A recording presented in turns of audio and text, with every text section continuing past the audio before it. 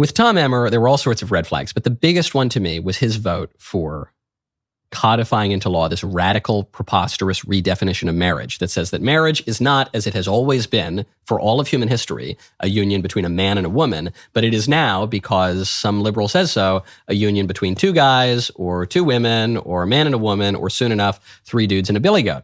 That's a big red flag because while the squish Republicans say, oh, who cares? It's a social issue. How does it affect you? Just stop, mind your own business. Who cares about that? People who have ever thought seriously about politics for even 30 seconds recognize that the fundamental social institution probably has an effect on politics.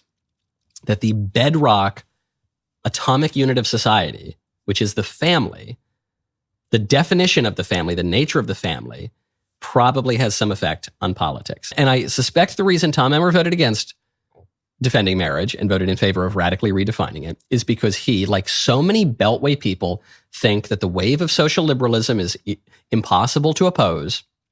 And it's just a messy issue. And look, we all have a gay cousin. And so we don't want to be mean to our gay friends. And we think it's somehow cruel to tell people the truth about a fundamental institution.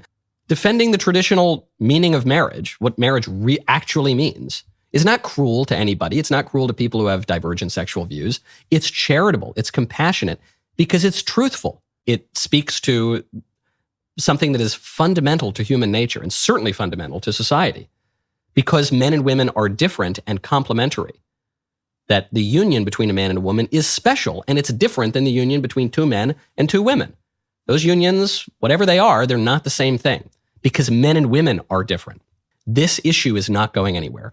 Just because Anthony Kennedy rapped poetic when he was sitting on the Supreme Court and he wrote odes in Supreme Court decisions about the constitutional right to intimacy that we all have, man, with the universe and the vibes, that doesn't change anything. And the issue is not going to go away. Just as Roe v. Wade didn't take the issue of abortion off the table of political debate, so too Obergefell and this ridiculous act passed by Congress with the approval of Tom Emmer, it's not going to take marriage off the table because marriage is fundamental.